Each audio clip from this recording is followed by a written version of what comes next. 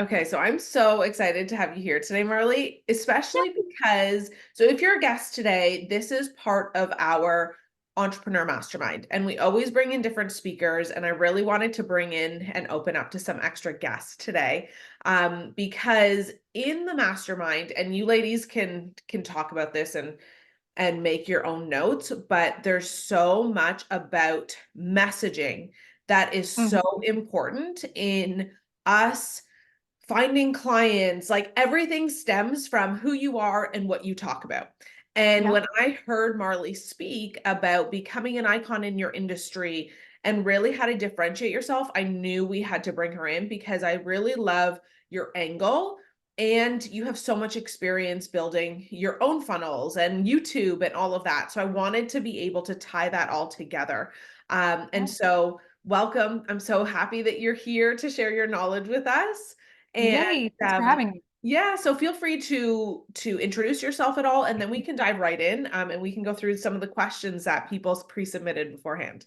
Yeah, you guys, there were such amazing questions. And I have like a slide deck and presentation I can do that answers some of these, but then there's also questions that are just such good questions and I want to make sure that we answer it all.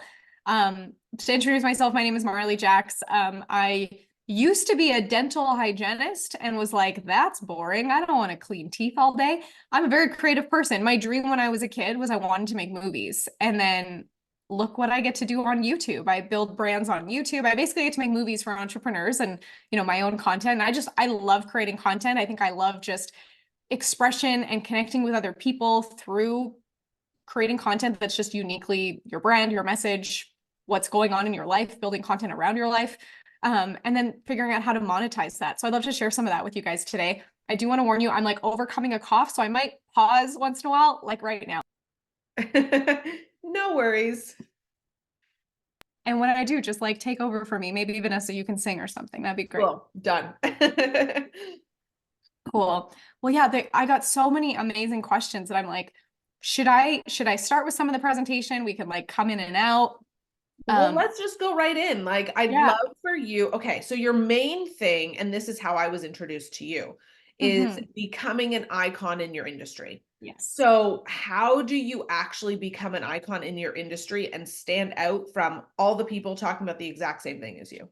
How do you do that? Oh, well, it's just super easy. You Yeah. just like build a funnel and you just talk about it and just drive traffic to it and you make $1 million and you're done. Yeah. Yeah, that advice used to work, like maybe when it first started. But have you noticed this crazy thing happen when things work, everyone does it, and then it like no longer works? Because like if 99% of people are doing it, it's just everyone's seeing it, it's nothing unique. So I have this concept in my business and with my messaging from all my clients that we want to be 1% creators. We want to do what the 99% are not willing to do, can't do, won't do, and therefore won't have what the 1% have. And so when you think about what are the 1% doing, and maybe even just like brainstorm for a second, what are the 1% doing?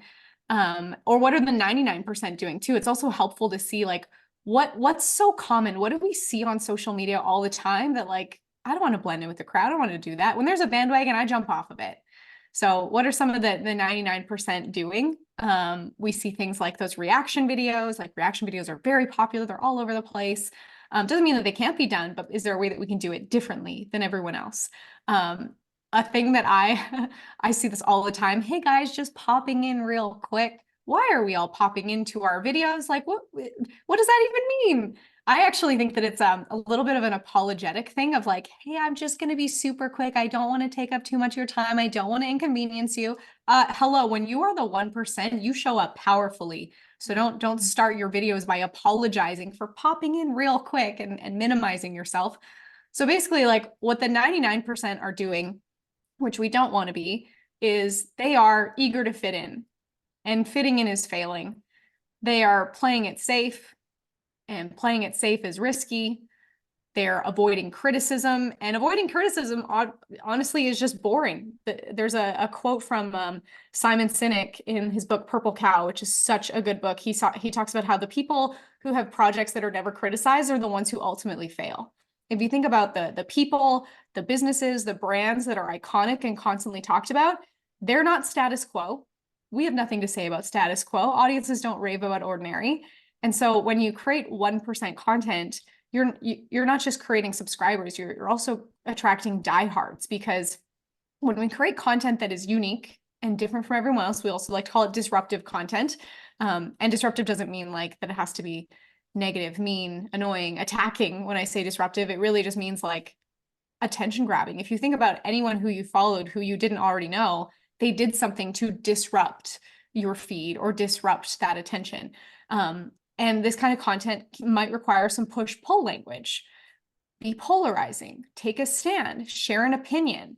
And again, just to overcome an objection that I usually get here, like, but I don't want to ruffle any feathers. Let's think about other people that were disruptive.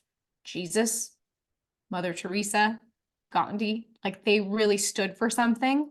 And it wasn't something that they had to like push to, okay, what is this thing I want to stand for? I was talking to a woman the other day that she was trying to figure out what's my disruptive message.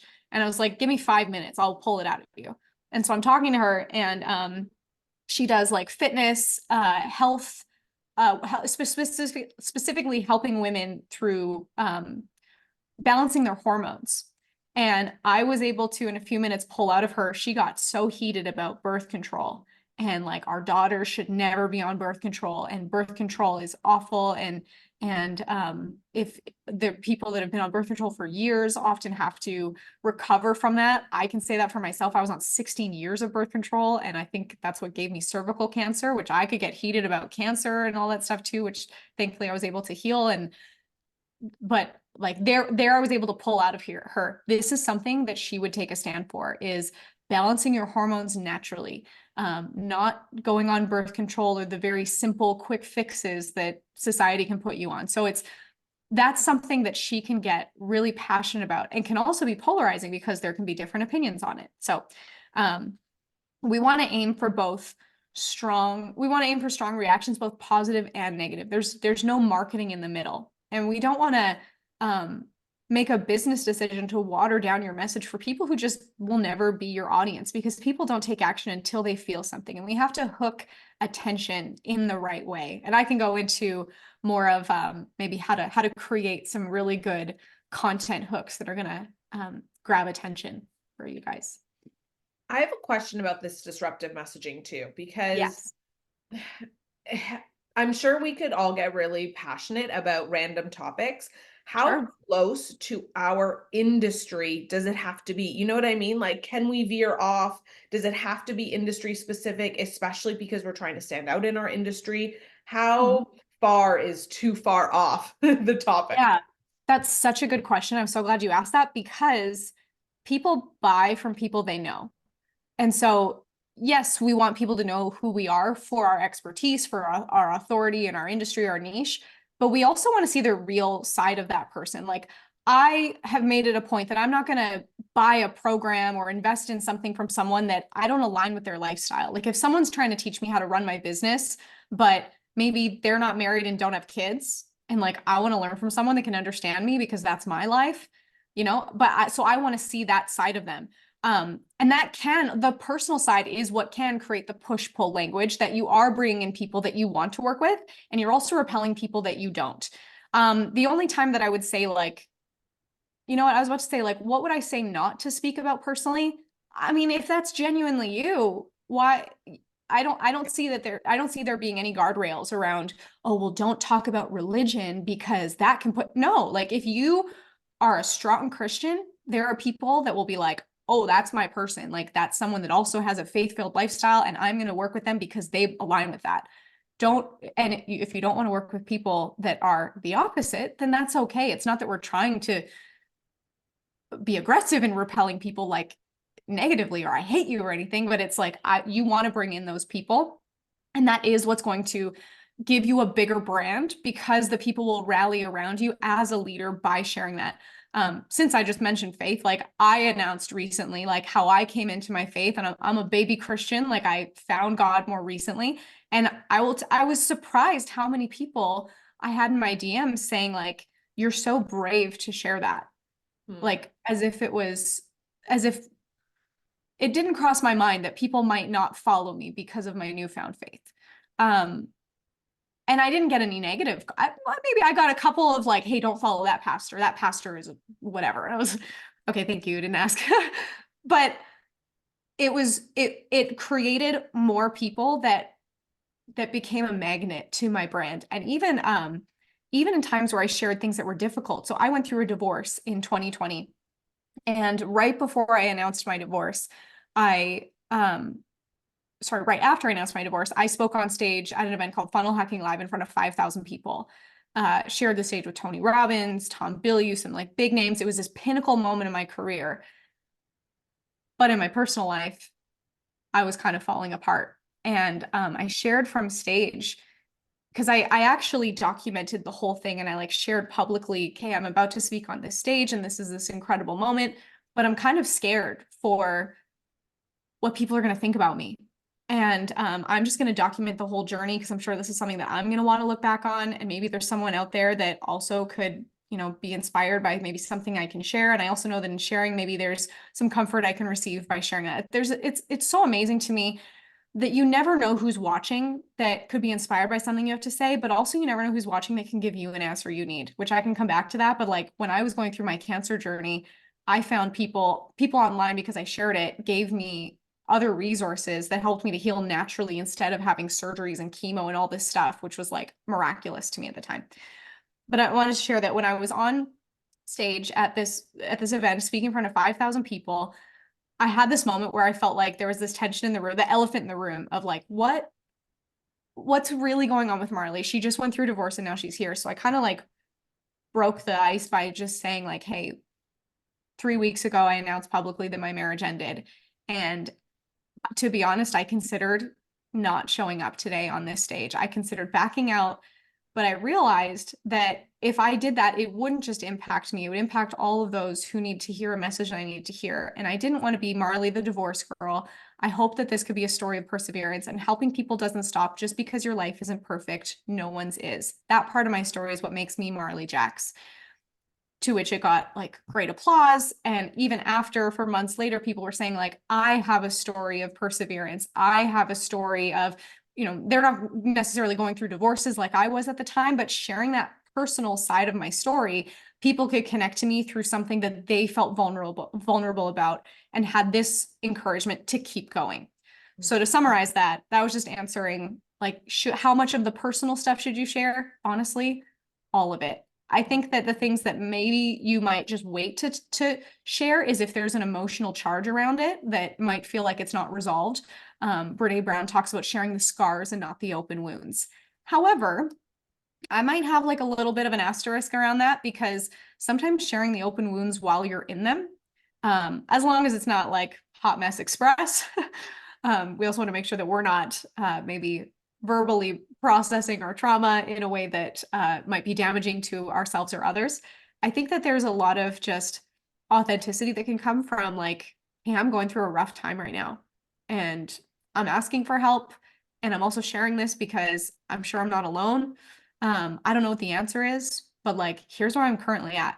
And it's so amazing what people will pour into you on social media. And sure, you might get some negatives once in a while, but like, you will anyway. So why not just express where you're at and really pull in the people that also needed to see that? Yeah. What I'm hearing from you too is just the power of story. Like Oh, the yes. disruptive plus the story. And that's actually what I found even recently within creating content. I'm always trying to pull it to a story, and those are always the videos that get the most amount of views. Yeah, Yeah. absolutely. And I mean, I've seen your videos just been Yeah. falling, even you sharing like, here's my hairstyles, like I'm a busy mom, and here's what I have to, and here's what I do with my photo shoot. Like, I love watching that. On top of the stuff about your business, like I want to know you as the person so I can cheer you on in your personal life, and then be able to feel like I was there during your professional wins too. Yeah. And I think this idea of disruptive content, maybe even within me, scares me, especially coming out of COVID. Like, I don't know if you ladies feel the same. It's like, it was so polarizing. Are you getting vaccinated? Are you not getting vaccinated? Like, there's so many things Yeah. that people were so strong about, that I never talked about because I was scared. Right. Yeah. And sometimes it's like, well, that's just not my battle. Mhm. because I'm sure all of us have an opinion over whatever political stuff is going on or health stuff. But even though you have an opinion, like it's okay if you just have no comment on it, because it's like that's not my platform. That's not the what I'm going to create my brand around. And you pick the battles that you do, like, you know, the example of this woman that she's like balancing hormones and she's like, oh no, birth control is terrible. Like that's something that she's going to fight for, but she doesn't need to give an opinion on every single thing. Yeah. So what would you recommend for the ladies to walk away with in order to create their disruptive content and their message and their stories? Like Mhm. what's some homework and action steps you can give them? Well, how about I Yeah. actually go to some of my slides Okay, here? cool. I will Cool. This share will be fun. this. Yeah, make sure I can share screen here. Do, do, do, do. All right. Can you guys see my slides here? We'll see how this is kind of just like I started in the middle where we're at. So we'll see where we might just go off and get back into conversation or whatever. But one thing to keep in mind is that for most content creators, when they see a piece of content, when their audience sees a piece of content, often the audience can just like predict what the video is going to say or the piece of content is going to say. And so as a result, they don't need to click on it. Why is that? Because if an audience can correctly assume what the video is about or the content is about, then it's just noise. It's not actually a hook or attention grabbing. So we want to make sure that our content creates unpredictability. So for example, if you look at some of these thumbnails, I paid a real assassin to try to kill me. What? Like we want to have titles and thumbnails, or the first sentence in a written post, or the subject line in an email, or the headline on a funnel, to be something that makes people lean in and go, huh? Tell me more. What? How do I do that? The scary new research on sugar and how they made you addicted. Whoa, what is that? Tell me more. We want to create that tell me more effect. So the best way for you to be able to grow your audience is that you have content that people are watching. And as a result, the platforms are going to put that content in front of more people. If you don't have the right content and no one watches it, well, think about the incentives for YouTube or Instagram or TikTok or whatever. They want to keep people on their platform. So if you are a creator that keeps people on the platform, they're going to keep putting your stuff in front of more people. Just makes sense, right? So we want to make sure that we're always crafting these disruptive hooks that are going to pull in this attention right from the beginning, like that first sentence, that first thing. Like we have to grab their attention right away. And something to help you guys overcome is this thought of like, well, what if what I'm talking about is like boring, or what if I'm boring? Like I've had that thought, like I care about this stuff, but I don't know if anyone else does. um so the truth is that it's not really about the topic, it's about how you talk about the topic. And with this, you can turn even the most common boring ideas, like who watched Bill Nye the Science Guy as a kid, like he was the coolest because he loved science. He was like so freaking cool for science. And like because of that, we fell in love with science because of how he talked about it. So this is how we turn the most common, even boring topics into great content. Would you watch a video like this? 6 tips to clean your house. Mm, I don't like, I'm getting some like Yeah. childhood trauma coming Yeah. up. Like, I'm like, I don't want to, my mom telling me that it like the way that I mopped the floor was not good enough. Like, oh my gosh, I would not watch a video like this. However, check this one out. The filthiest house in Europe, cleaning it for free. 19 million views. So Wow. that's interesting. And this girl, she has like over 3 million subscribers on her channel too. What's interesting is the way that she's packaged this video is she goes to homes all over the world, the filthiest homes, and there's a story behind every home and every mess, which is what makes it intriguing. So it's just she's made a boring topic of cleaning and made it interesting. Here's so again, it's not about the topic, it's how you talk about the topic. If Mhm. we take a look at these ones, both of these videos are kind of saying the same thing. They're both talking about money mindset. On the left, we have how to master your relationship with money. I see that and I think, okay, it's going to tell me things like, okay, you got to save your money, you got to budget properly. Like I'm already predicting what it's going to say. On the right, we have, I pretended every night until I made $1 million. Whoa. Okay, so see how like they're both talking about money mindset, but they're just wrapped differently. In the left, I'm already predicting what it's going to say. So do I need to click on it? On the right, I have questions. If I have questions, I'm going to want to click. I pretended every night until I made $1 million. What did you pretend? Well, how did that work? How did you make $1 million from just pretending? And obviously this one has 90,000 views. The other one has 112. So which one would you watch? Probably the one that makes you curious. Okay, so curiosity is the key here. So what's the goal of the hook? The goal of the hook is to grab attention. It's to get the click. It's not to give a recap of the content of the video, which is typically what teachers in school taught us. Like, you know, when we're making these like book reports, but that's not how we create content online these days. Like, this is totally different. What we need to do is, the goal of the hook is to get people to click and consume it. Like, we are buying, we are selling that attention. We are getting them to buy that like first click, then the first 5 seconds, but then it doesn't stop after that. Because we have to continue to create this unpredictability so that they'll keep watching. Your content needs to be non-obvious, because we always, no matter what it is, no matter if it's a movie poster or a video thumbnail or the headline in a funnel or the subject line in an email, we are metaphorically judging a book by the cover. We're trying to think, is this a good use of a good investment of my attention? Like, everything that we spend our time on is an attention investment. And we want to make sure that it's a good investment of our time. So again, if your audience can correctly assume what the content is about, it's noise, not a hook. The hook is going to grab their attention and bring them in. It needs to be unpredictable and non-obvious. The great thing about content like this is, when you are known for being unpredictable and non-obvious, is it builds this reputation with your audience that they will keep coming back for more. Like, think about the people that you follow, that every time you see a new video come out from them, you're like, oh, drop everything. I got to watch that new video. I love this person. I got to consume everything.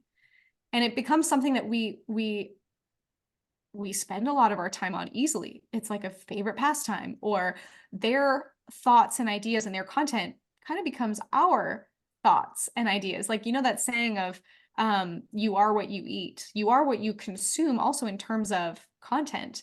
So also consider how your content is a worthy information diet for your audience. Are you following the typical 99% 5 steps to XYZ?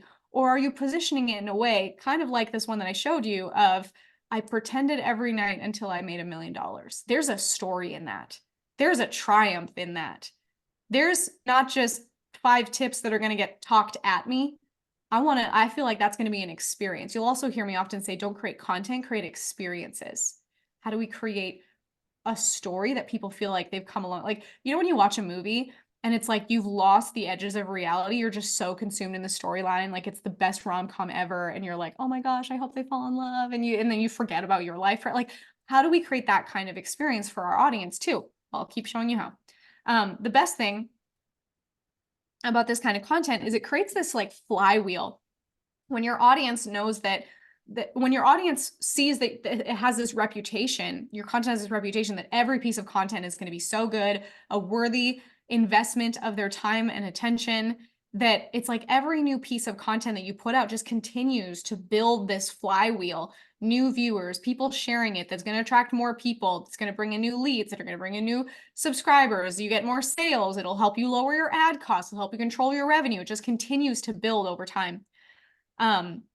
But now, okay, so if we're talking about the hook, once you just get the hook, are we done? Like, if we just make a good title.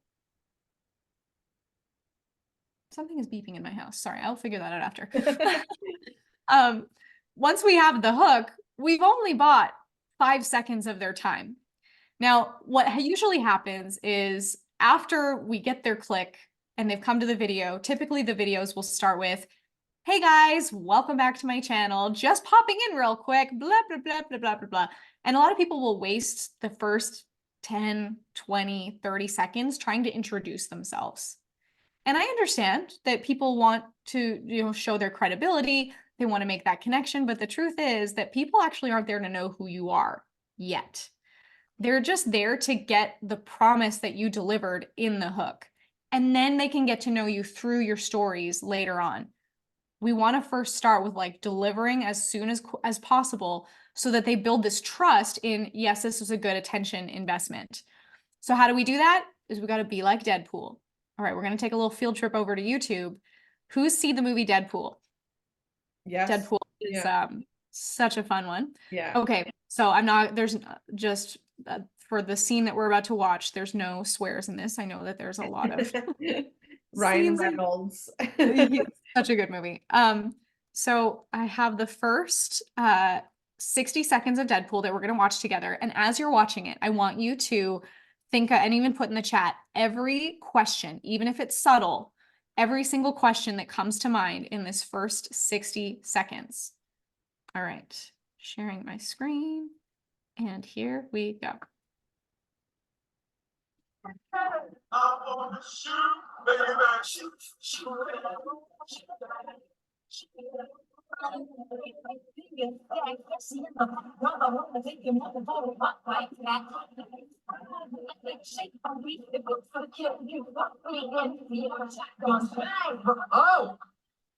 Oh, hello.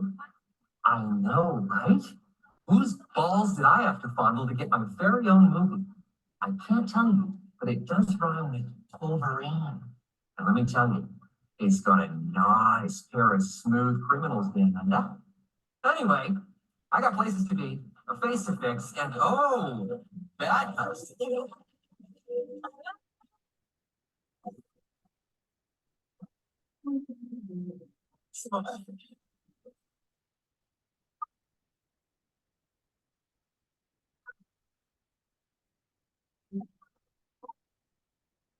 Okay, what questions came up in your mind?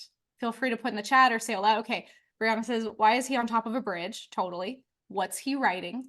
Who are the bad guys? Any other ones? When he was drawing, did you see what he was drawing? There was something on his drawing that said, hi, I'm Francis. So I'm like, who's Francis? He says something about his face to fix. What's wrong with his face? A little bit later, like during the fight scene, he says something about like the love of his life who doesn't even know if he's still alive. So I'm like, what? Like that's a huge open loop. Okay. So see what this did is in 60 seconds, it created so many questions in your mind of what is this about? Like, what is the story here? And so that's what we're doing constantly. We need to do constantly in our content is to keep opening loops and creating these subtle questions in our audience's mind that's going to have them want to keep coming back for more and keep watching. Kind of like the stand-up comedian. Have you ever been to a stand-up comedy show that like wasn't very good? You're like, it's kind of funny jokes. Well, it might be that they spent too much time focusing on like the first joke and the last joke. If you only went to a show that had a good joke at the beginning and then for like 10, 15, 20 minutes, like it's so boring. And then they had a good joke at the end. Well, it doesn't matter if they have a good joke at the end because they lost you 30 seconds in, which is the same as our content. What we need to do is keep re-engaging, kind of like the stand-up comedian. They'll have a good joke at the beginning to grab our attention. And then they have these like mini payoffs leading to this big grand finale payoff at the end that made the whole show worth it and made us keep coming back for more and made us not take the tomatoes out of our purse and throw them at them. So this is what we have to do in our content is we grab their attention with the hook, whether that's the title, the subject line, the thumbnail, the first line in your Instagram reel or story, whatever. And then in the next 30 seconds, same thing what we saw in Deadpool, they're opening loops, they're closing loops, they're opening new ones, they're closing new ones simultaneously all throughout until the end. So within, this is just, we're constantly opening and closing loops over and over because, and then at the end of the video, or even in your content, actually the best CTA, the best thing to send them to after the video is another video because we want to strategically install this bingeable Netflix effect. And the way that we do that is by literally telling them where to go instead of pretending that you're on a date and you're playing hard to get and you hope that they come back and ask you out for the second date.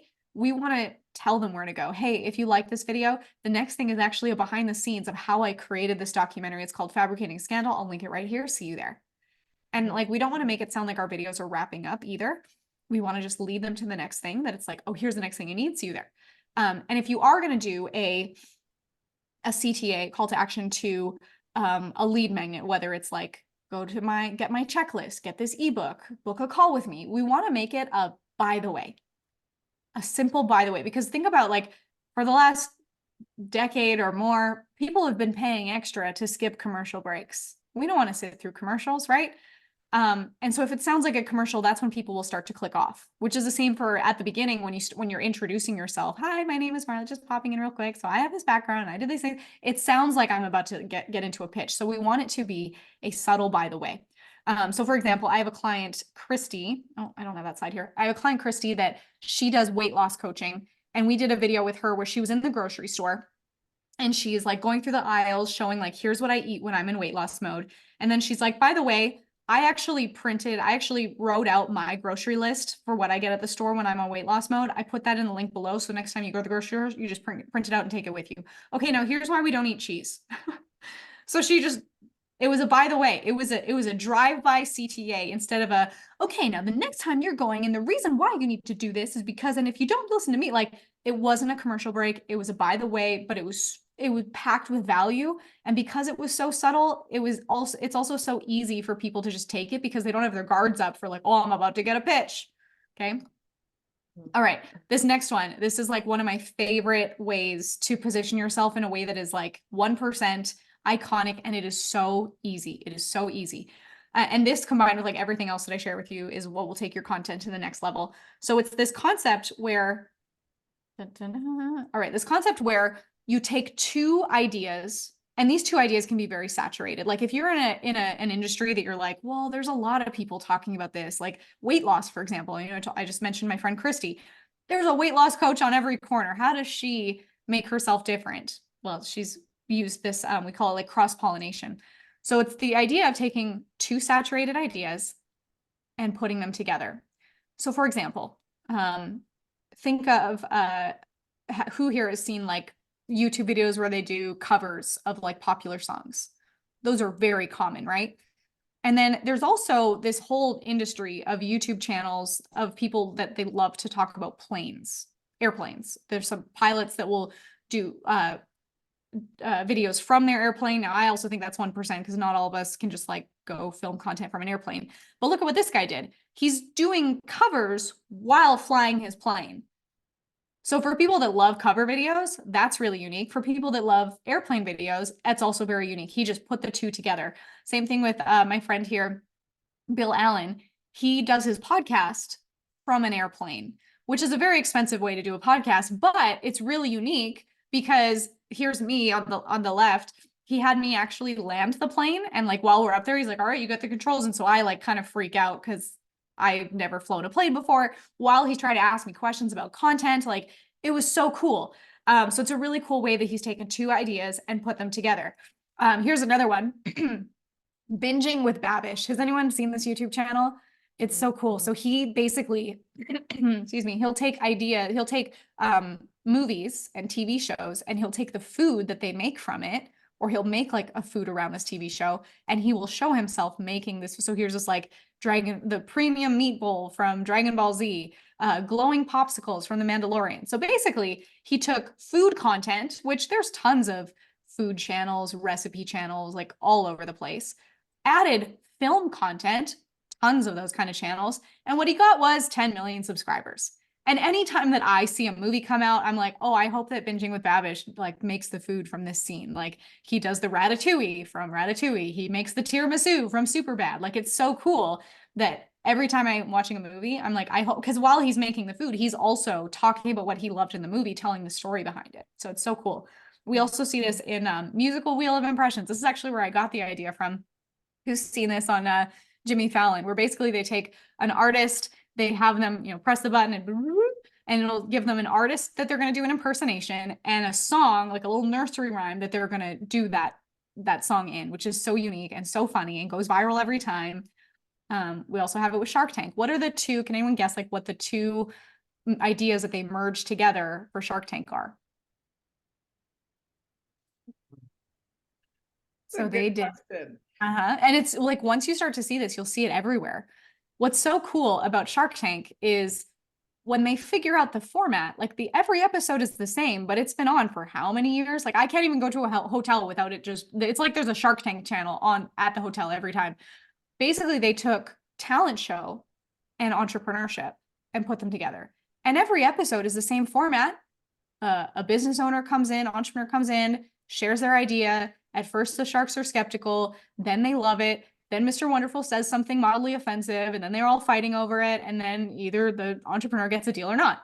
It's the same episode every time. So what I'm saying is when you figure out this strategic formatting, your content could be so easy because you're just like Shark Tank. It's just a new entrepreneur and a new story around it. So super easy to do. Here's another cool example of cross-pollination. Hamilton. Founding fathers, hip hop. What? Who would think to do that? So can you guys think of like some ideas for your niche that could make you really unique? I have a friend that he's some like champion unicycler. And he's like, I'm gonna make my videos while I'm riding a unicycle. Okay, like that's his unique shtick. So start to think of like, how can you take two different ideas and put them together that would make a totally new category, even if your niche is very common. Yeah. Even the girl on TikTok, have you seen her? She's so cute. This like Asian girl who does her makeup and always talks about like self-development. And she talks Yes. really fast. I don't know what Yes. her name is. She's so cute. I know who you're talking about. And Yeah. she's like talking about like girl power and like not Yes. settling for the dumb guy. Like Yeah. I love that content because that was totally me like 5 years ago that I Right. needed advice. And I love just how powerful she is. That's so good. And there's a really interesting strategy with her too, because she's doing two retention strategies because you want to hear her story, but then you also want to see the transformation on her face. I Like know. people will Yeah. watch makeup tutorials just to see the before and after, but then because she's also telling a story, it's like, well, even if the story has a lull, we still want to see what happens with the open loop of her makeup transformation. Yeah. So cool. Yeah. I don't There's know how another she's so creator. fast, but she does it. Go Sorry. story, Brianna. There's another creator kind of similar. She'll be putting on her face and makeup, but she's reading a Reddit thread or a Reddit story that's like, my stepdad cheated on my stepmom and I won't tell my mom and I won't tell her, am I the asshole? And then she reads the story. Well, yeah, she reads this. Well, it's not the debate, it's just like the person, like the one, I guess, the first post, but she's reading the story while she's putting her makeup on. And I like makeup content. Yeah, and it's great because like you're like, oh, but I love this story. Like I want to hear how this story ends. Yeah, well, they're and then amazing. imagine the engagement that you get in the comments, because then the comments, people will be debating over it. She didn't even have to create that storyline. She's just doing her makeup and reading. Like, oh my gosh, that's so easy. Why are we working so hard? Yeah. Good question. Okay, so this is really cool. I love this. If you're in the mastermind, what I want you to do is create a list of 10 like hooks, and or you can also talk about your two themes that you want to combine, and then send them to our group chat, and then we'll see if we actually want to know what the answer is to that question. That'd be so cool. Right? It would be fun. So we'll play a little game with that, but I really love that. Do you think that the strategy changes at all, YouTube versus Instagram versus TikTok? Yes. So one of the things that we do is we have something we call a creator framework, and creator is an acronym for the different kinds of content to create. So we have like our capture content, we have our resonate content, we have our enrollment content, which is basically like advertising content. We have authority content, teaser content, where am I at? Observe content, and reflect content. So we want to create a variety of content, because if we don't have that variety, otherwise our audience is going to get bored with us just doing the same thing over time. And what's so cool is when you have a variety of content, you'll also see what platforms like what more. So for example, I started testing out some content where I'm like telling stories about Hollywood and how these actors marketed themselves, how movies like I love anything that has to do with Hollywood. And the videos are doing amazing on YouTube, but not as much on Instagram. So cool. Now I can see what people are responding to more of and do more of that there. That doesn't mean that I don't still put those videos on YouTube, but then I can see where am I going to focus more of my attention. Okay, YouTube seems to like, or Instagram seems to like more of my social media tips. Okay, so I'll just do that. I'll still put my social media tips on YouTube because you never know what's going to take off. It's crazy because sometimes you'll think like, oh, I spent all this time making this one video and I know this is going to be a banger, and like it flops. And then it's the video where you just spent like 5 seconds or like whatever, let's throw this together, that takes off like crazy. So yes, the strategy can change, but I also don't say like, oh, this is black and white and only post this on YouTube. It's always a test, and your audience will also shift over time, and you never know what's going to be the video that will take off. I also on YouTube, like YouTube is my jam. Like we help people even with small channels monetize, grow their business through YouTube. I have videos that I made like in 2019 that out of nowhere, they'll just pop off. Like last year, I had a video from 2019 that got like almost a million views, like not exaggerating, a million views within like 4 months, and I hadn't even touched it. So like that's the amazing thing about YouTube as well, that you can have content that's just like sitting there and all of a sudden it just like goes crazy. Yeah. And do you still, for YouTube specifically, what, or even the other platforms, the amount of time and the length of the video, do you see that changing? I know we've talked about it actually quite a bit in our mastermind of, does everything having a YouTube effect with stories? Like, are all videos getting a little bit longer, or what should that timing look like? It's funny whenever I get the question, how long should a video be? I'm like, as long as it's interesting. It's like asking how long should a string be? It's like, well, it depends on its purpose, but ultimately it should just be as long as it's interesting and like not a second more. So short form content, 30, 60, 90 seconds. Long form content, I mean, we see videos that are 5 minutes, 10 minutes, 20 minutes, 2 hours. Titanic came on a 2 VHS box set. Like it just depends on how you're keeping your audience engaged. It's always a test. Like my audience has loved like 20-minute videos, but then there's also videos that are 5 minutes. So it's like I don't have a specific answer. It's just it's all in the story. Yeah. So can you give some tips as to, and I know this is one of the questions we gave you, how do you actually create your content? Like, do you have any tips on content creation and how to get the most done in the least amount of time? Yeah, and I actually, so I have this thing, and we do it inside of a membership that I have that I know we're going to talk about later. We do this thing called Get It Done Day, because I don't want to be reactive to my content. Like, oh my gosh, I got to post something. And if I don't post something, I'm not going to make any sales. I actually have a strategy where at the beginning of every month, I will sit down with my calendar and also with my community, because we do this like live together, where we plan out our content for the month. And I don't want to plan it like too much further than a month, because we also want to see what happened last month that we can adapt our strategy moving forward. But we create our content, and I first break it down into I actually have an acronym for this, and it's schedule. So it's like let me see if I can just pull it up. Get it done day. We have an acronym. Let me just share my screen so I can show it to you.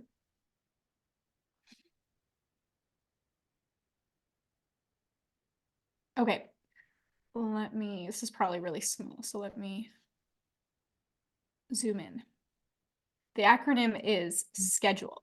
So first we look at the calendar and we mark the dates that we have launches, promotional things, because we want to make sure that we're creating our content around that. It's not like, oh my gosh, I haven't posted about this webinar at all and it's tomorrow. Like we want to plan out the month ahead with what are we advertising. Then we'll also put in our celebrations. So things like birthdays, anniversaries, if there's like something that is happening, that also goes into holidays and events. Like if it's Christmas, obviously there's going to be some content around Christmas. If 4th of July is coming up, like what kind of content can I create around that? And then I also put in any extra content around like maybe my travel schedule, or what am I doing day to day. Like last week I was speaking at an event in Orlando. I knew that there was going to be content that I was going to create live while I was there, that I just created some space for, that I was like, okay, I'm going to show some behind the scenes. I'm going to maybe share a picture of me from stage after and share what I talked about. Then from there, after I have the calendar blocked out, then I go into my long form content and my short form content. For me, my minimum is like, I want to create once a week long form on YouTube. And if that's only just 4 YouTube videos, that's actually pretty easy for me, just because I have a system that I'm like, okay, titles, hooks, story, CTA, and I just can like bullet point it out. And for me to film a long form video, especially if I'm filming like 4 and I always batch, because like, why would you spend the extra time having to get back into the flow? Just batch it all at once. I will film all 4 of my YouTube videos like in one afternoon and then just send it off to the editor and they'll do it. And then also my short form content. So for me, my minimum is I want to make one short form reel, TikTok short a day. And so if that's 30, that's actually not too long for me to do. And there might be some that I script that I'm like, okay, I want to talk about this topic, or these are my YouTube videos, my long form YouTube videos that I could create 5 pieces around the bullet points of the things I'm talking about there. I also could take calls like this that we can grab little snippets of like, here's a 30 or 60-second piece of something that I said that can turn into short form. Maybe a podcast interview that we can grab the clips from and turn them into short form and batch that out. And then the L in schedule is obviously once we have that content, we launch it, we schedule it out. And then just to make the acronym finish out was enjoy. Like after that, we can sit back, relax, know that our content is scheduled out. However, we also have the freedom to create in the moment. Like if I know that my next month is just prepared, it's scheduled, the stuff for my launches, I have stuff that's creating connection with people. I also have content that is promoting my webinars or my events or whatever. Then I also have the freedom to create the day-to-day content. Like yesterday, if I'm picking up my daughter and she said something funny and I thought of a segue of like how that relates to my life or business that I could share, I have the freedom to also be spontaneous without feeling the pressure of, I have to create content today to make a sale. Yeah. What do you recommend any specific tech to schedule and or to edit your videos? For, for scheduling, we use repurpose.io. There's so many of those apps though, like Yeah. they're really the same. Like once you find one you like, it's fine. For editing, I have an editor. That's like one of the first things that I was so happy to outsource because it's so time consuming. But when I am editing my own videos by myself, like if it's a quick edit, CapCut is so easy to use. I like CapCut. Yeah, awesome. Can you share some more of your funnel? I know you talked about CTA, and I think what you were sharing about messaging is so important because at the end of the day, that's how you build a community of buyers and an audience of buyers. So how do you then convert your audience into buyers? And then what does that look like in your business specifically? Yeah, well, and I have a few different mechanisms of how we're constantly driving traffic. Let me actually pull up, let me see if I can, Canva. Can you actually share too? I know you shared it in the presentation. How much have you made on YouTube? Because you had the like, you got your awards as well, even in your funnels. Like in Yeah. the, so what did that look like and how much have you made from your funnels? Yeah, I've made over 5 million from Mhm. my YouTube channel leading into my funnels. I mean, it's not just YouTube. We run some ads. I do some webinars. I speak at events. I'll do joint ventures with people, especially that I teach content. And a lot of people, their businesses, their clients, they'd be more successful if their clients were better at content. So I have a lot of great opportunities there to connect and partner with people. But yeah, I've made $5 million from different offers that I have in my business. We have things from $97 all the way up to $100,000. And basically we have a few different front ends. Let me share this image with you. We've kind of mapped things out. Like this is the I love these strategic maps. oh yeah. This is like the overview of our funnel. So basically we have, let me zoom in further. We have all of our social media content. The social media content is going to bring people to maybe more of my videos, maybe also some different lead magnets. Like I have some cool things like a 30-day text system where people can opt in, and every day I send them a text for 30 days with content tips. And also on the back of that in the emails, because once they've signed up for the text, I also have my email system. My emails will also nurture them towards, hey, I have this program called Chief Content Officer, where I can give you some templates and some scripts to support you in your content every month. Click here to sign up. And then from there, they can sign up for that. And it's like, hey, do you want more personalized support? Do you want me to actually create your strategy for you? Get on a call with us and we can show you how we can help you. Basically, it's like everything that my content is leading to freebies to get them on the list. Once they're on the list, we tell them about our $97 a month membership. Once they're in that membership, however, I shouldn't say once they're in, because people might be like, I don't want the membership. I just want to work with you directly. Like some people will never want to buy a low ticket thing. So we don't want to say you have to come here first, but it's like, hey, we have this membership, or get on a call with us so that we can help you personally. And we'll put them into whatever price point makes sense for where they're at and how much support that they need. And so, yeah, we just have like different ways to get them on the list. Like I said, we have that text campaign. We have, I have an ebook. I have a webinar. I have some video series. I just showed you the Get It Done Day. We're going to create a new lead magnet. It's like, hey, here's our SOP for how to do your own Get It Done Day. But then be like, hey, if you don't want to do it yourself, like we just do it every month inside of our membership. On top of that, in the membership, you'll also get all these scripts and all these formulas and coaching from me. So just, it makes sense, like for less than $100 a month, just come into the membership. So I expect that'll do really well. What other things can I show you? Or what questions do you have from that so far? Yeah, Yeah, go ahead, Sarah. I'm curious to know how you fit all of the ads in this, because I'm getting into ads now. And so would you say most of your followers and leads come from your YouTube videos, or where would you say it's from? Yeah, I would say most of my followers come from my organic content, which is, most people say the opposite. Most people say I actually get most of mine from ads. So I feel really lucky with that, because I feel like when you have organic content that can draw in an audience, like you're golden. You own that audience, especially if you can convert them onto your email list. But ads are great for you to be able to reach a cold audience, have them get to know you, and then nurture them towards paid.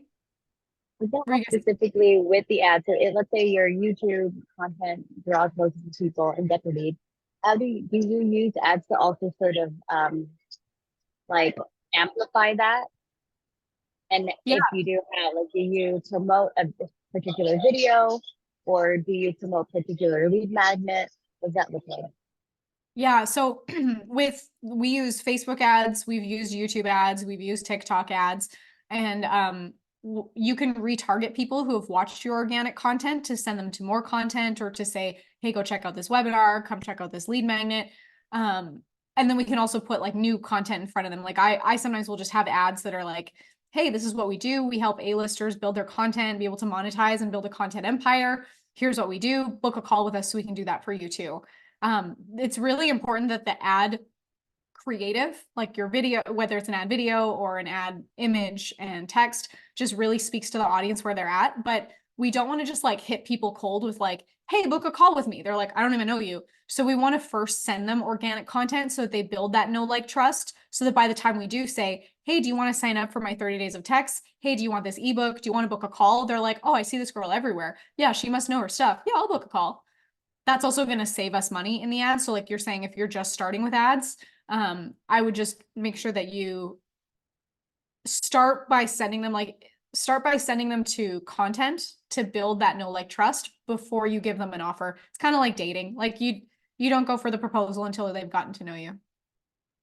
When you say send them to your organic content, you put ads to push to like a video that's just informative, or like, yeah, so there's some cool strategies where like I can spend like on Facebook, it's like video view ads can be like a few pennies. And so I'm sending them to just watch my value content, which has no call to action attached to it. It's just like, hey, here's a video with my strategies to help you, blah, blah, blah. And then what I can do with Facebook ads is I can retarget all the people that watch those and then send them to more videos or a lead magnet, so that I'm not just sending the lead magnet to cold people. I'm sending it only to people who have seen my content first, because if they've seen my content first, they're more likely to convert.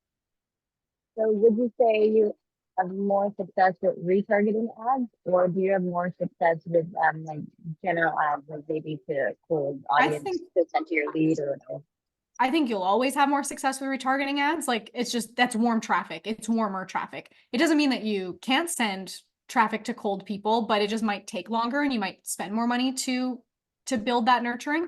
But that's what like sending the traffic to the video view ads first is doing. It's building that, it's warming them up so that you retarget that pool instead of just sending straight to cold. And do you do everything from like Meta, Facebook business, whatever, and you don't bump posts or boost posts or whatever? No, Okay. I just do everything from the ads manager. Thank you. Yeah. You mentioned your team as well. What does your team look like now, and what has it looked like as you were creating, your 5 million in revenue? Did you do it all on your own? Like, I know as entrepreneurs, we often feel alone, and we're trying to pick like what do we outsource first, and what does our team look like? Can you give some perspective on what that journey has looked like for you? Yep. So right now I have an operations manager, which having typically like we as the CEO in our business, like we're visionary. We need someone that's like the right hand integrator to take the ideas and help make them happen. And I used to feel like, well, wait, so I'm just making ideas, but then I don't do any. That's not necessarily true, but also at some point that might be the best thing that you do. You're like, hey, I have this idea. Here's the vision that I see. Okay, now you be the project manager that puts it all into place and like makes it happen. And having that right hand, like at some point, like that's probably one of the first hires that you need. It might not be titled an operations manager. It might not be titled an integrator. It might be your executive assistant. Because they're the right hand to make your visions come to life and put it into a plan for you. So I have my operations manager. I have a marketing manager that she manages all of the funnels. She's keeping an eye on the data to see like, okay, here's where we're converting. Okay, if our conversions are dropping, maybe we need to change the headline. Maybe we need to change the ads. And she's like managing the ads and everything too, managing our upcoming launches. I also have, because we have hundreds of clients inside of our membership and our higher ticket coaching programs. I have a coach on our team that also supports with just like client success, making sure everyone is supported, has what they need. We want to make sure that no matter how many clients we have such a personalized touch. That's important to us. And then, what else do I have? I have a sales rep that for people that get on sales calls, they talk to him. But you also asked where I came from, like how I started. For a long time, it was just me. And like CEO can also mean chief everything officer. It's just, that's what you got. Your customer support, you're the janitor, you're the copywriter, you're everything. I think like the best time to hire is when you get to a place where you're like, I don't have any more time and I'm hit a ceiling. And you start to look at what are the things that I'm spending my time on that if I turned this into a job description for someone else, it would free me up to do only the things that I can do. Like me being here right now, no one else on my team can do that. Like that, they might be able to teach some things, but like I'm the only person that can get on stages and teach. I'm the only person that can create the content for Marley Jaxx until AI takes that over too. I'm sure it will. But like I don't need to do my accounting and bookkeeping. In the time that it would take me to do that, which would take me a very long time because I don't know how to do it. Like if it took me 100 hours, but I could hire someone that could do it in 20 and they would do it better than me, think about the money that I would pay them and think about the time that it would pay me back and the money that I could make in that time. So for me, like when I was first starting to realize like, hey, I need to build a team, I did a time study where I just tracked everything that I did. And from there, it turned into, okay, well, what's where I'm spending the most time? Well, at that time, it was video editing. Well, and a video editor, there are video editors everywhere. And especially like you can hire people overseas that like they're asking for a rate that like for where we live is such a blessing to them and a blessing to us. And so like my first video editor, I paid $15 a video. That was back in 2016, 2017. I don't know if you can find people for that rate anymore now, but wow, like could I make more than $15 in the time that I would have edited the video myself? Probably. Would I make more than $15 by this expert doing videos better than I could myself? Probably. And so I know it can be hard when you start to hire people because it's like, oh, like I'm giving up control and like I'm hoping someone takes care of my baby the way that I would. And then it's just your role needs to shift from being the doer to being the delegator and becoming a leader. And I've made mistakes on that where I was like, awesome, okay, I have this person doing it. Like now I'm out, but I didn't still inspect what I expect. Like you have to stay on top of, is it still being done? Are there checks and balances? Are the deadlines being met? Is the quality being met? Are the like you should have KPIs, key performance indicators, where are they reaching their goals? If not, what needs to be adjusted? Are they right for the role? Are they not doing their job? What do we need to change? Do I just need to be a better leader and have better accountability? Because if you're like, hey, go make some sales, and then like a month later, you're like, oh my gosh, we have no money. What have they been doing? You know, that's up to you to then, instead of you being the salesperson, you become the sales manager, which means consistent accountability. Doesn't mean micromanaging. But there's a difference between like transformational leadership, where it's like, hey, here's the goal.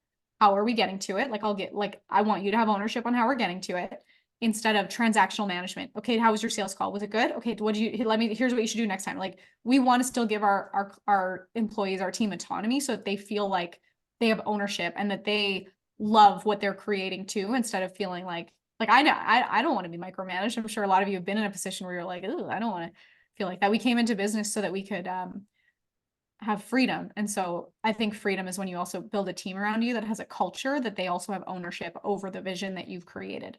Mm-hmm. Yeah. Brianna, I know this was actually one of your questions about balance.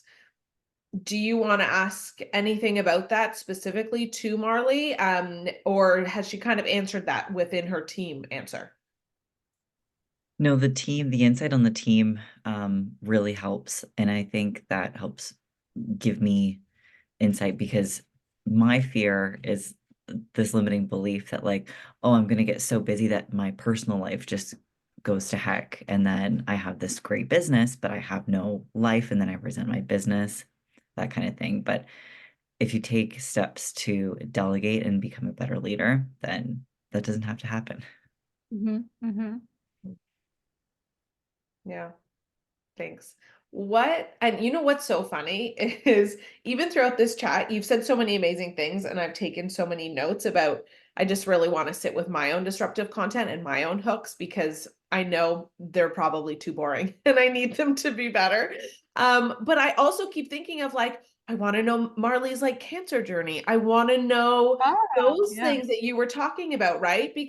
But it just also proves that people want to know who you are. People want to know the story. Can you share a little bit about where you're at right now, some of your goals and some of your challenges in your life and your business? Yeah. Uh, okay, life and business. Where do I start?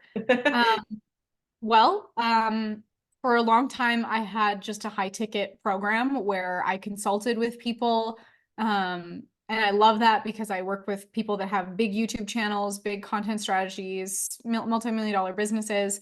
But I also have a big YouTube channel, like over 100,000 subscribers, and we're at like nearing 150 soon. Yay. But I always felt like sad that I couldn't serve everyone. And I know that like if you try to serve everyone, you'll serve no one. But we finally put out this membership that is allowing me to serve more people, because it's $97 a month. And Vanessa actually has an affiliate link for anyone that would like to join us. We can put in the chat.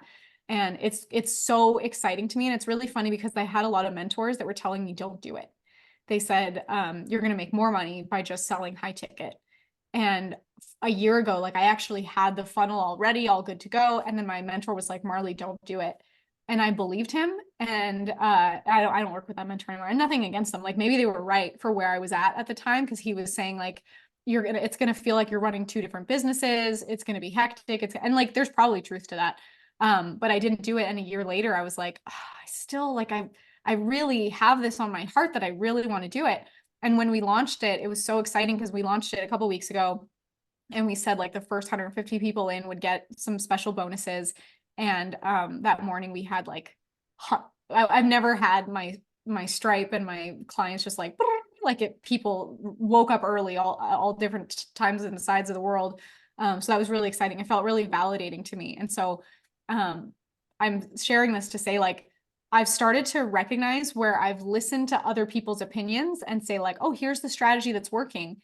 But then I also have like really began to trust myself and have confidence in myself with like, if I just have a good feeling about it, I'm gonna be successful with it. The only time that you wouldn't be is if you give up on it, which a year ago, I didn't launch it, even though I had the funnel all ready to go because a mentor told me, hey, this would be a good idea.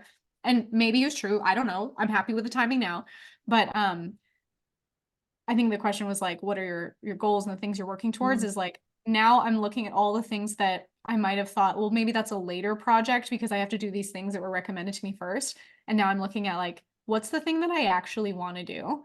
And I actually want to just like build I still love my high ticket programs. Of course, I get to work with people more one-on-one, but I want to build just a massive community of people that are learning how to create amazing content and spread a powerful message and be able to serve them at like a low, easy price point.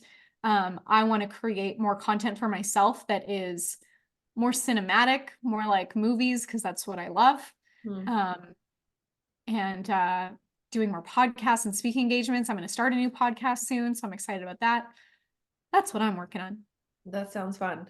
And I'm so excited for us to now be part of your community and just experience that. I also I laugh because I have so many clients that come to me too, and they're like, oh, I want to do a membership or I want to do high ticket. And and at the end of the day, I want you to also describe, because there's a difference when my clients come to me and I can hear it's coming from fear and like distraction and shiny object syndrome versus that what you were describing of like, I know in my heart, like this is my next move. How would you describe that difference? Yeah, is it logic or is it intuition?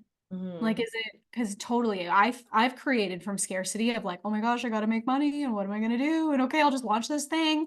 And that like never works. But it's also hard to get into intuition when you are in scarcity. If you're like, well, but I need money. I need to make things work. So what do I do? I'll tell you like some of my go-tos if I ever get into that, which I think is an illusion. If you look back at the evidence of everything you have in your life, you've always been provided for. Like you're here, even if you had tough times, you've made it through. Your track record of making it through hard days is perfect.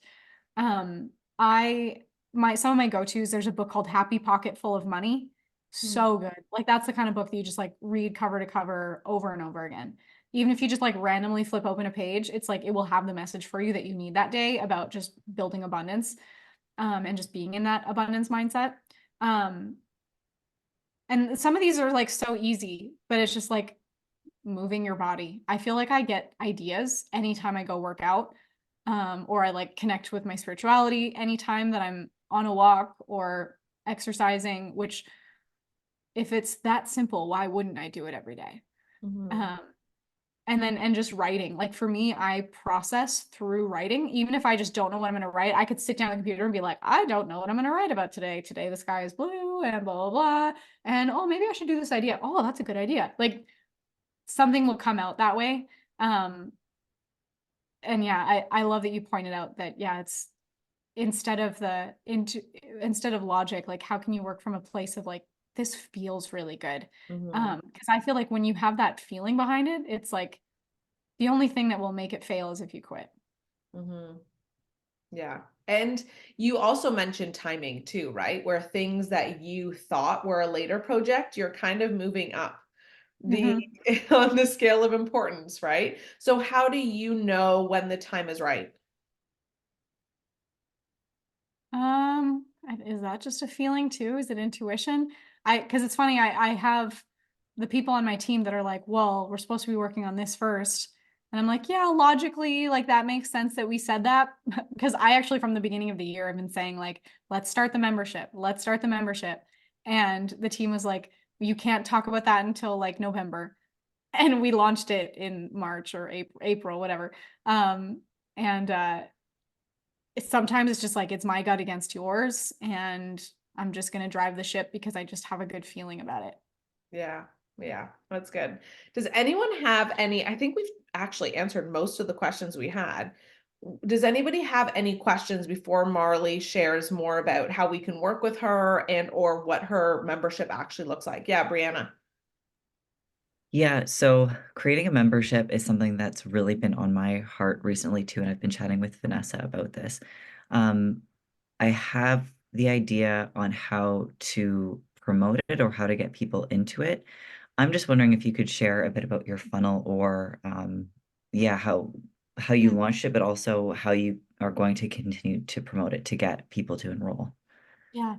And something that I would say is if you're going to start a membership, and this is advice that I would give to myself too, like, and I did keep this in mind when I was creating mine, is that I wouldn't I wouldn't start the membership until you also have the back end, that you have clients that are maybe paying you higher ticket, that you know that you're solid there in your revenue. Because if you think about a membership, and your membership you could have $1,000 a month membership, and that could be great. When I hear membership, I typically think something that's like maybe less than $100. But when you think of like, well, I need 10 people at $97 a month to make up what I would get one client for $9.97. And also in memberships, there's churn. There's people that will stay for 4 months and then they'll leave, or there's people that will stay for 2 weeks and then they'll leave. And so I would want to make sure that before you create a low ticket membership, that you have stability and revenue on the back, so that it's also easy too for people to come in on the membership and get to know you and then be like, oh, this is great. I just want to go right to the top. How do I just work with you directly? So that there is that step. So for me, that's like, I had a service where I would film, I would create completely produce clients' YouTube channels. I would script and film and edit all the content. So I had that. And then I also had the consulting where I work with clients. So like I knew that our revenue was stable there. And that if I got no more sales here, that building this out would be comfortable, not damaging, and maybe perhaps like fuel the higher ticket things. So that's something to keep in mind. I love that you said that, because that's actually my number one criteria also. And I actually said that to Brianna beforehand. I'm like, go for it.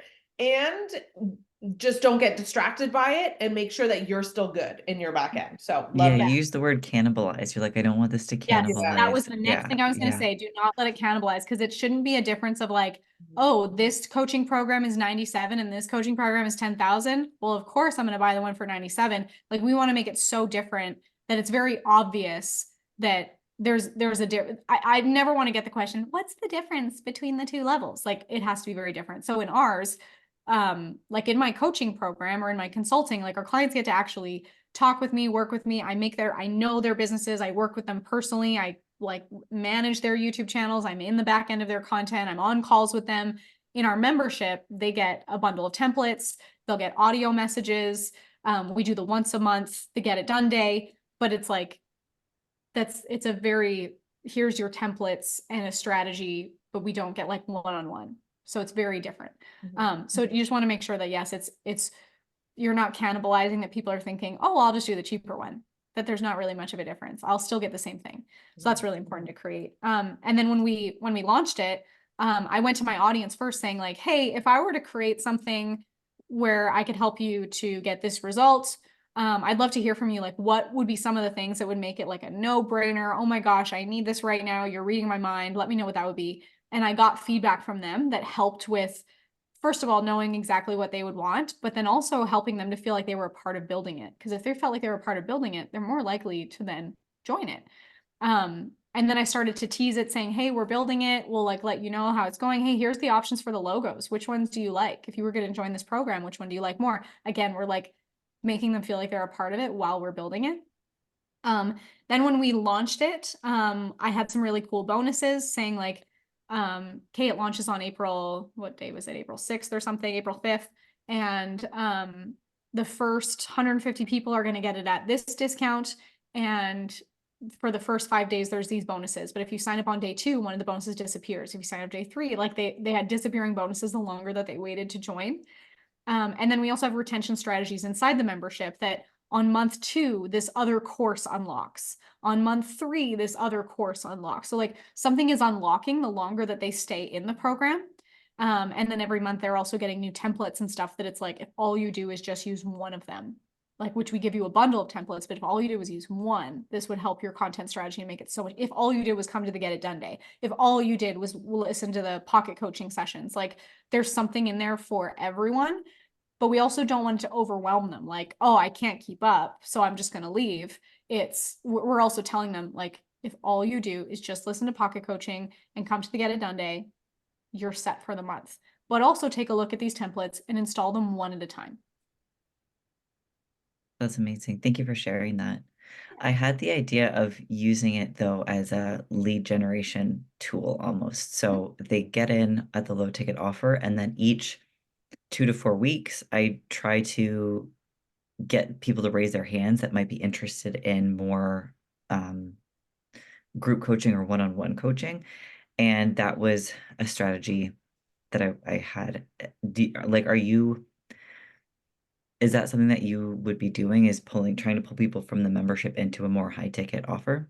Yeah, because if people have raised their hands with their credit cards saying like, yes, I'm interested in learning from you, they are your warm pool of people that are more likely to ascend. What we've done is I will subtly also say inside of our program, so like in the members area where we're giving them their templates, I'm like, hey, if you actually want us to edit your videos, that's something that we also have available. Here's a link to get on a call with us if that would be of interest to you. So again, they're like subtle by the ways, they're little drive-by CTAs instead of Right. a full pitch. But we also are going to do some workshops here and there where inside those workshops we'll be like, hey, this is the next level of our program. If you guys are interested, get on a call with us.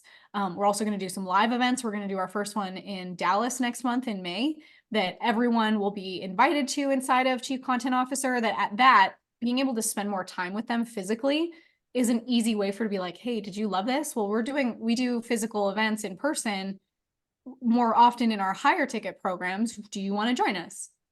Cool. Yeah. Amazing. Thank you so much. You're welcome. Love that. Any other questions before we find out more? No? Okay. So yeah, so tell us, because I'm itching at the bits too. I'm like, I need you to get into my content. Like, what does I mean, with even Brianna's question, you kind of told us a little bit more about the membership, but just let us know, like, how can we work with you and what does that look like so that we, Yeah, especially from a messaging perspective and content. absolutely. Well, let me share my screen so I can show Yeah.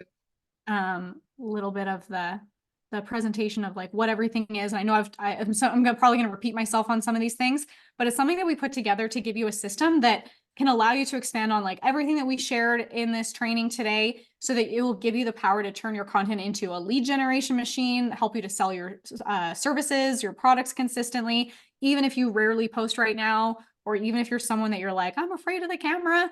And a lot of the frameworks that I give you guys inside of Chief Content Officer are the same systems that I've used with people like Damon John, or when I worked with LinkedIn, and all those other amazing brands and entrepreneurs I listed earlier. And many of these same systems I've used to help my clients generate 6, 7, 8 figures in revenue, build channels up to hundreds of thousands, even millions. So here's what's included. I thought it would be really helpful if every month on the first of the month, I could provide you with a new strategy, new scripts, new templates that you can use in your business, that I just hand them over every month that you can install right into your business. And these are the same secret weapons that I use with our A-list entrepreneur clients. So it's called Chief Content Officer. It's a content operating system designed to position you as the go-to expert, attract a flood of leads, turn viewers into fans. And that's what we deliver every month as your Chief Content Officer. And so every month you're going to get a list of my best hooks, scripts, angles, frameworks, and gold mines. And inside of Chief Content Officer, you'll also have access to a really great community full of other entrepreneurs. And these are people that they're going to inspire you. They may become some of the best relationships of your life. A lot of people's best friends and clients come from being in rooms like this. We also have something called pocket coaching, which is one of my favorite parts. Basically, it's like an exclusive, intimate, members only podcast where you guys get to steer the content. Roberto here says the value is just pouring out of pocket coaching. And then I also mentioned this, we do our Get It Done Day, where we go through all the templates and everything together. And the reason why I created that is because I had a friend that texted me once that he's like, hey, it looks like you're just everywhere. Like, how do you do it that you're so prolific? And the thing is, I realized, I was like, it does look like that, doesn't it? But it's not like, it looks like we're constantly rolling out new things, but we're not in constant launch mode. We just have a strategy for content that not only launches, but converts and attracts clients. So that's the system called the Get It Done Day. We dedicate a day each month to map out our content strategy. We lay the foundation for everything from the launches to daily engagement, which then gives us the freedom to sprinkle in the spontaneous, in the moment content without the pressure of feeling like I need to produce content to drive sales, because that feeling is what creates burnout. And if you can't come live, of course, we have the replay, but this is what will give you 1 day a month that you can stay prolific, prevent burnout, and keep our content converting and attracting clients. Like just this alone could give you so much freedom and strategy that you have no idea you're missing. That on top of the pocket coaching, which has so much value every single day, our monthly templates and strategies, everything is, I'm biased, but this is like my favorite thing I've ever created. So I put a link in the chat for Vanessa's affiliate link to join us inside of Chief Content Officer. So that's how you can join us, and you can get access to all of that just immediately today. We just did our Get It Done Day last week, but you can watch the replay and then you'd have access to every month Get It Done Day. So fun. And if people know that they want to work with you already, what does that look like to get a hands-on look? Like, do you do audits? What does that look like? Yeah. Yeah, one of the ways that we work with clients is when they first come in, we do a full strategy intensive where we create their whole strategy on every platform. We give them a list of all their titles. We write their hooks for them. We create like, how is this going to lead into your funnels and monetize?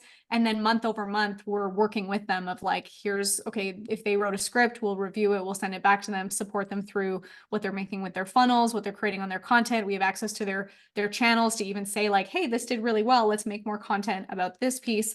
Ultimately, just like creating the levers that drive traffic, drive leads, and drive sales. And we work with you through all of that. Awesome. And so how do they reach out to you if they're interested in, we have the link. And then if they're interested in additional support, how do they reach out to you? Yeah. Feel free to reach out to me on social media. Look at Marley Jaxx. You can also email me, Marley@MarleyJaxx. Or if you go to hijackattention.com, there's a video there that will show you a little bit of our strategy. You can watch that video. And then there's a link to book a call right after that. Okay, cool. Awesome. Does anybody have any questions? My mind is just like swirling. I just want to get into creation mode. So good. Fun. That's always the goal. That's always how I want people to feel. Right.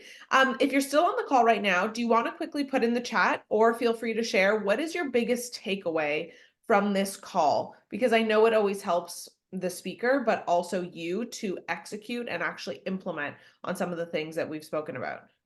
Yeah. Sarah? Now I'm going to call some people out. I'm just thinking it was a lot, so I'm processing. Yeah. I'm just trying to check in with what actually resonates and aligns with where I'm at right now. Yeah. I've been in a past where I've gone through so many of these trainings and I feel like I have to do it all. I'm like, okay, let's check in and see what I can take away from this training that I can implement and feel good about, where I don't feel forced. I think just like it's kind of you giving us a bigger picture of how you operate the business gives me insight into like, okay, how are my operations looking like? Because I like Vanessa knows, like I've been in the middle of like hiring a bunch of people, then letting everyone go and starting from the beginning. And like now I just hired someone to help me with the operations because I hit that ceiling where I'm like, I can't do it all. So the reason I asked about ads is because I'm actually quite tired of being a content creator. So I wanted to see if I can minimize the content I'm creating, because I know how valuable it is. Like exactly how you do, like a lot of my leads come from the organic content. Now I just want to amplify that. Like I just want to put some fire behind it. I've always found that if I slow down on content creating, I pay for it later. It's like if I'm not consistent, the leads slow down. And when you have the Get It Done Day, or you use these templates, and if you're like, all I need to do is create a piece of content a day and use the creative framework that shows you how to do it in variety, and we can do it all together in the Get It Done Day, it's done. It's set to go. So I would suggest trying out Chief Content Officer. And it's also, there's no obligation if you want to try it for 1 month. And if you're like, I don't like it, first of all, I would be personally shocked because I think it's the best thing ever. But obviously there's no obligation for you to try it too. Cool. Thank you so much. Yeah.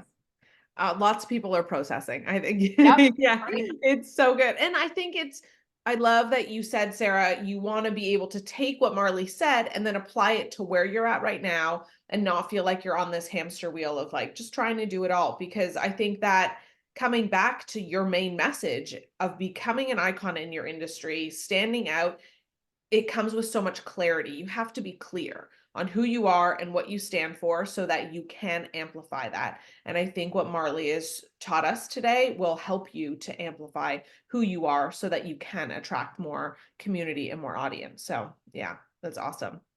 Alrighty. Well, I'm going to Thanks send for out an having me. email. Yeah, thank you so much. I'm going to send out an email with the links as well, so you'll have those. But Marley, I'm just so grateful for you being here, and I feel like I could just talk to you all afternoon. So where are you Let's do it. located? I'm in Boise, Idaho. Oh, you're in Boise. So if Where are you? well, right now I'm in Toronto. Oh, I lived Yeah. in Canada. I lived in Toronto for 3 Oh, years. see, that's so funny. So there you go. Well, next time I'm in Boise, I hope I get to see you in person wherever. Maybe when you're Yes. speaking or doing some talk. I'm sure I'll come up to Toronto. I miss Toronto. Yeah. So good. Okay, awesome. Well, thank you again. We will chat soon. And ladies, thank you for being here and for all of your amazing questions. Bye, guys. Love you Thank all. Bye, you. guys.